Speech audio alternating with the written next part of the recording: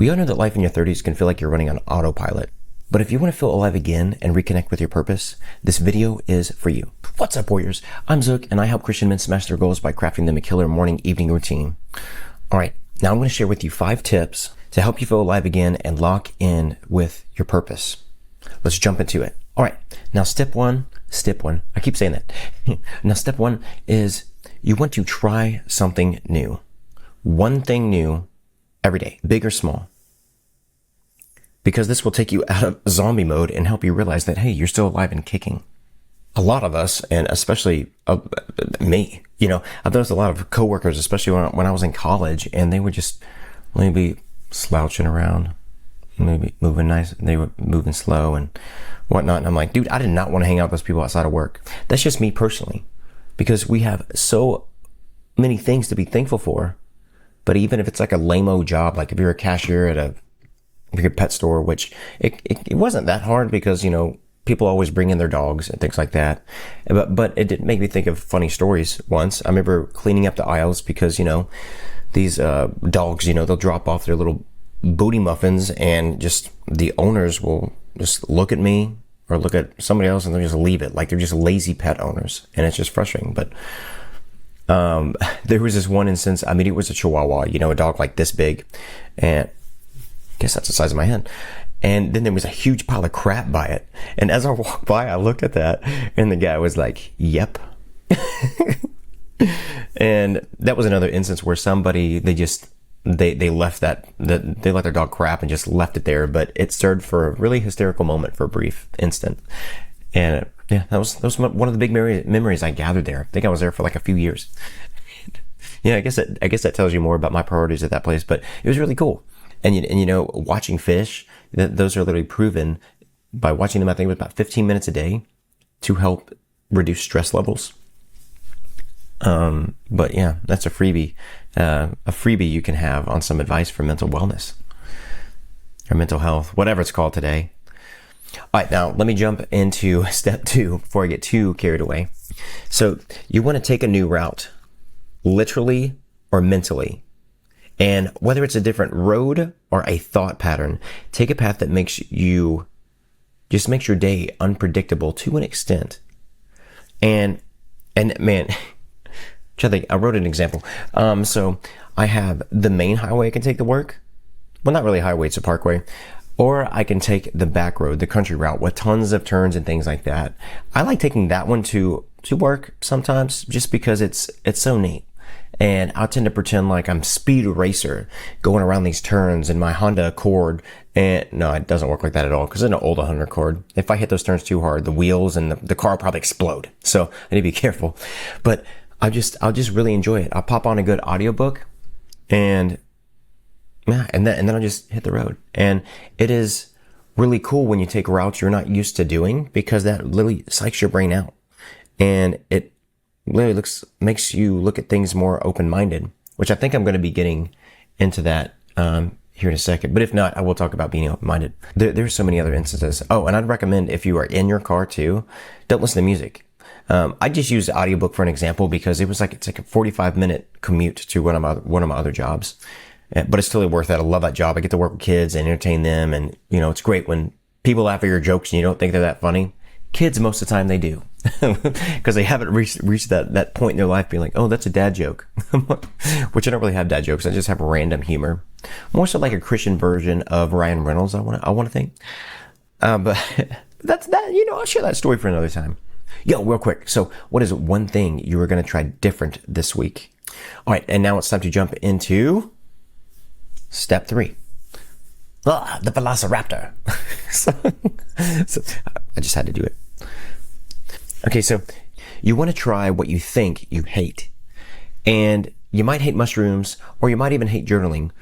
Or maybe you just haven't tried it the right way yet. Because, dude, I don't like tomatoes that much, but on a freaking chicken sandwich or a hamburger, delicious. Those are really good. Sound. And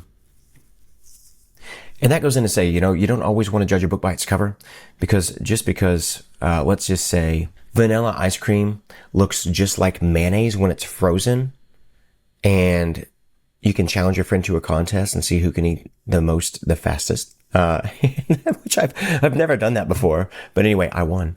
But they don't realize it until they get to the end and they're like, that vanilla tastes funny. But like, it was mayonnaise.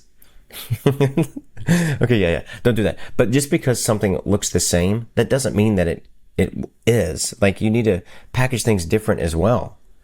And you can, I don't know, maybe you can spice up like your lunch, or maybe where you go for your lunch. I mean, my lunch is like the same thing every day because I'm focusing on a certain amount of calories and proteins I'm getting in. But if you want to change it up, I mean, you can go to Starbucks, or you can go to Ruby Tuesdays. Do they still have Ruby Tuesdays? I don't know. You can go to Piccadilly. That's an old one. That shows my age. Piccadilly was the stuff back in the day. I love going through the line and just picking out, I want that. And I felt so powerful at age 5, just going to those places. But yeah, you can do that, change it up. However, if you are wanting to just eat simple, maybe you can just go to the grocery store and look for fun things to make just your snack interesting. Now, I don't know why I'm just talking about food, but that's just what came to mind. Ooh, well, here's another idea. You could actually dress a little different, and that can definitely turn some heads. Maybe you can be known as the guy with different shoes as well. Like, I know a guy who has a labor-based job, and he wears shoes that are literally cost more than my car. I mean, it's crazy I would not wear those shoes like that, but I didn't know I knew shoes were expensive, but I didn't realize how rare some of them are. And it's like every week I would see he had and he had 4 kids. So I'm like, man, this guy works a lot to pay for those shoes. And a sugar mama. No, I don't know if he has a sugar mama, but yeah. Okay. So let's jump into the 4th step, which is you want to flip your habits just a little. And even brushing your teeth with one hand and sitting somewhere new at church is a really good way to rewire your brain and help you be more alert.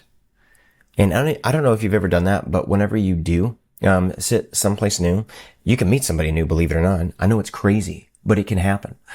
And you can also help other people as well. Something I like to do is just I don't know, when people normally like pray or something like that, then after that, they're just kind of looking around like, what do I do now?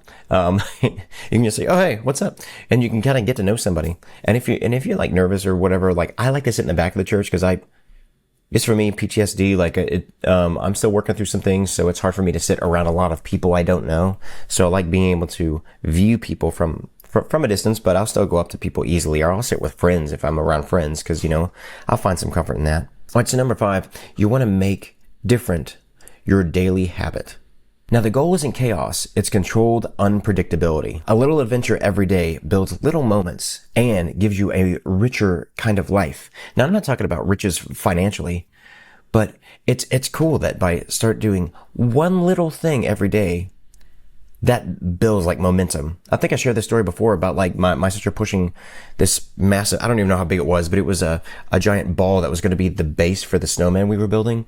And it followed my footsteps down this snow covered hill and it slammed into me. It felt like a freaking brick wall. I squealed like a schoolgirl. And that just shows you the snowball effect will work, but it starts with small daily actions. And also it's all about your mindset too. I mean, if you want to look into like the Navy SEALs and all the stuff they do, I mean, dude, they don't play, man. They do things that that's why I think it's like 1% of the crap ton of applicants that apply make it as to SEAL level. But when you even talk to them, man, they're just, majority, but they're just calm, collected, and they're cool to chat with. And the cool thing that I noticed when I was reading Jocko Willick's book, I'd recommend reading any of his books because they're really good.